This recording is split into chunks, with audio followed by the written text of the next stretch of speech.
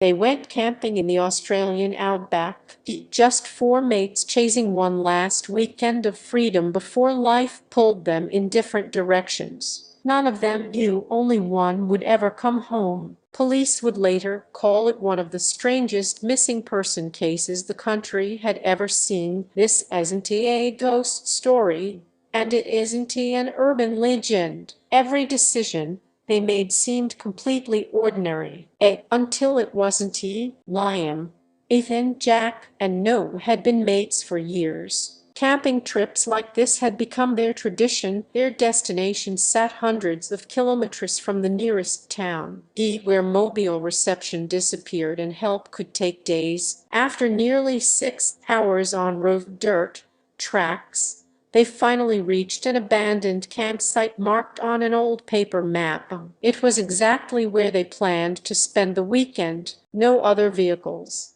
no fresh tire tracks, no voices, just silence stretching in every direction. The four mates quickly settled into the familiar routine, pitching tents, collecting firewood, and joking about who'd forgotten the marshmallows. But Noah couldn't shake the feeling that someone had been there, not long before they arrived. At first, nobody took him seriously.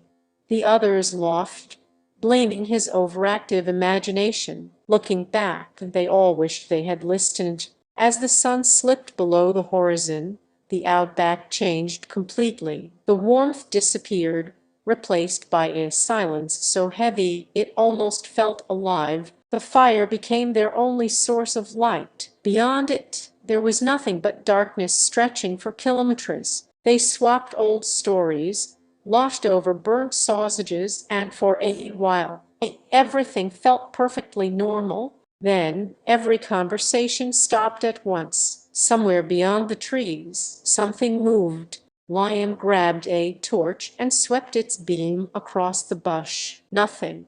No animal. No movement. Just endless trees. Staring back, Lion lowered the torch with a nervous laugh. Probably just a ruse, he muttered. No one replied. Deep down, none of them believed it. Minutes later, the sound came again. This time it was closer, slow, deliberate, as if someone was circling the camp, and then stood up first. He grabbed another torch and stepped beyond the firelight, disappearing into the darkness. The others watched his light drift between the trees, until it suddenly stopped moving. As Liam called out, "Silence!" Then, without warning, the torch switched off. For nearly 10 seconds, nobody moved. The fire crackled behind them, but every pair of eyes remained fixed on the place where Ethan's light had vanished. "Thanks," Jack shouted again.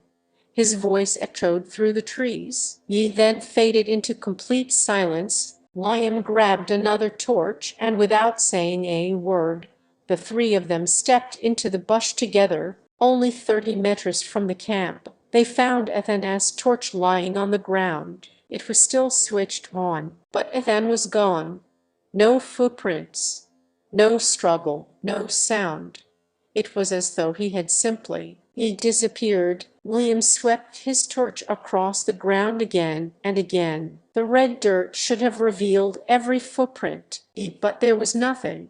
It was as smooth as if nobody had ever walked there. "This doesn't make any sense," Noth whispered. Even the insects had fallen silent. Then, somewhere far beyond the trees, they heard Ethan's voice. "Help!" The voice sounded weak, frightened, and impossibly far away. Without thinking, the three men ran towards the sound, unaware that every step was taking them further away from their camp. After almost 5 minutes of running, Liam suddenly stopped. His chest heaved as he turned in a slow circle. The campfire was gone, and so was every familiar landmark. Node checked the apps on his phone. The screen flickered once. Before displaying the words they feared most, they tried calling Ethan anyway. The phone rang once, and then the sound came from somewhere behind them. They froze. None of them had walked that way, yet Ethan's ringtone echoed from deep inside the darkness. Liam took one cautious step forward, and the ringtone stopped instantly. The silence that followed was even more terrifying. Then Jack noticed something that made his blood run cold. The trees around them weren't random anymore. They were standing in a perfect circle. No checked his compass. The needle spun wildly, it refusing to settle in any direction. Keep moving, Liam whispered. If we stay here, we'll finish it. After nearly 20 minutes of walking, a faint orange glow appeared through the trees. They rushed towards it, relieved they had finally found their campsite. But when they stepped into the clearing, every tent was gone. Liam's pulse hammered in his ears. This was the exact clearing they'd left behind. But now it looked as if no one had camped here for years. Backpacks gone, food gone. Even the folding chairs had disappeared without leaving a trace. Then Jack pointed towards the fire pit. Fresh footprints, leading away into the darkness. They weren't Ethan's boots. They weren't Liam's, or Jack's, or Nota's. Whoever made them, it was still out there. Before anyone could speak, a deafening scream echoed through the outback. It was Ethan. Liam bolted towards the scream. Branches tore at his clothes as he pushed deeper into the bush, desperate to find Ethan before it was too late. The scream stopped as suddenly as it had begun. Only Liam's breathing broke the silence. Then his torch caught something hanging from a low tree branch. It was Ethan's backpack, ripped open. Supplies were scattered across the dirt, but there was still no sign of him. Beside the backpack, Liam noticed something that made him stop breathing. A trail of fresh blood disappeared into the darkness. Liam followed the blood trail one careful step at a time. Every few meters, another crimson drop glistened in the torchlight, leading him deeper into the outback. The trail ended beneath an enormous gum tree, and then wasn't he there? Only his watch, lying face down in the dirt. Liam picked it up. The glass was cracked, but it was still ticking. Suddenly, Liam realized he couldn't hear Jack or no anymore. He called their names. Nothing answered. For the first time that night, Liam understood the horrifying truth. He wasn't searching for it anymore. He was completely alone. Then, without warning, Liam heard footsteps behind him, slow, heavy, crunch, crunch, crunch. Liam swung the torch around, but the beam found nothing except empty trees and drifting dust. His radio crackled to life. A weak voice whispered only 3 words. As Dundee looked back, Liam's hands began to shake. Every instinct told him to run, but he couldn't even breathe it. He counted to 3, took one slow breath, and turned around. Nothing stood behind him, but something was different. The forest had gone completely still. Even the wind had stopped. A single drop of water landed on Liam's hand, then another. But the sky above was perfectly clear. He lifted the torch higher, and his stomach dropped high above the ground. Ethan's torn shirt was caught on a broken branch, fluttering in the wind. William stared at it in disbelief. Whatever had happened to Ethan? Oh, it hadn't happened on the ground. Liam forced himself to keep moving. Every instinct screamed at him to run, but leaving without answers wasn't an option. His torch flickered once, then again. The batteries were dying. Then another light appeared between the trees. It wasn't his torch. It moved slowly, stopping every few seconds. Almost as if it was waiting for Liam to follow. Liam made the decision that would haunt him forever. He followed the light. The light led Liam through the bush for nearly 20 minutes. Then, without warnings, it stopped. Liam took one more cautious step, and the light simply vanished. As his eyes adjusted, Liam realized he wasn't looking at trees anymore. Hidden beneath the cliffs was an old abandoned mine, forgotten by almost everyone. The blood trail continued straight inside, and Liam knew there was only one place left to search. Liam stepped inside. The temperature dropped instantly. The warm outback air disappeared, replaced by a cold, damp silence that echoed through the tunnels. His flashlight swept across abandoned machinery, rusted carts, and tools left behind decades ago. Then he noticed fresh boot prints in the mud, leading deeper underground. "Thanks," Liam called again. His voice bounced through the tunnels, returning louder than before. The echo finally faded, and another sound replaced it. Slow footsteps coming from somewhere ahead. Liam switched off his flashlight. The tunnel vanished into complete darkness. He held his breath and listened. The footsteps stopped.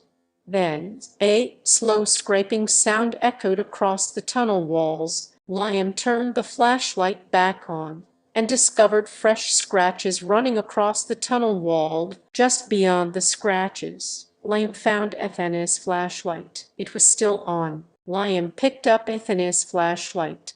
Beside it, he noticed a small notebook, soaked with mud but still intact. Inside, Evan had written only one sentence: "If you were reading this, don't follow the lights." At that exact moment, another light appeared deep inside the tunnel, waiting perfectly still. Liam never found Evan, Jack, or Noor. Weeks later, search teams recovered his camera near the abandoned mine. The memory card ended with this final recording. The final footage showed nothing except a shaking flashlight, a frantic breathing, and one last whisper. As they were still out here, the recording ended there. No trace of Liam was ever found. To this day, hikers across the Australian outback still report mysterious lights deep in the bush. Whether they were naturals or something else, nobody truly knows. At first light, emergency services launched one of the largest search operations the region had seen in years. Helicopters swept across the endless outback, while ground teams searched every trail leading to the abandoned mine. Search dogs followed Liam's trail right to the mine entrance. It then suddenly lost the scent, as though it had vanished into thin air. Investigators searched every tunnel, every chamber, every collapsed passage.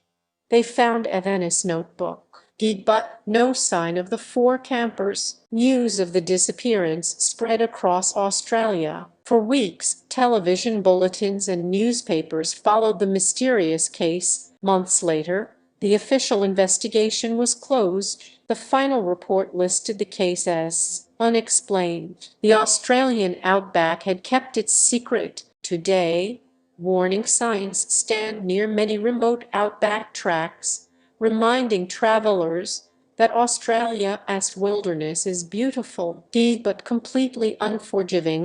Every year, experienced hikers, campers, and four-wheel drive travelers are rescued after underestimating the harsh conditions of the Australian interior. Whether Liam's story was a tragic survival failure, or something that can never be explained, it is a question only the Outback can answer. If you ever find yourself deep in the Australian Outback, trust your instincts, prepare carefully, and never ignore the warning signs. So what do you think really happened to Liam, Ethan, Jack, and Noor? Did they simply lose their way in one of the world's harshest landscapes, or did they encounter something that has never been explained? Leave your theory in the comments below. And if you enjoy true Australian mystery stories, don't forget to subscribe, because the next mystery is even more disturbing.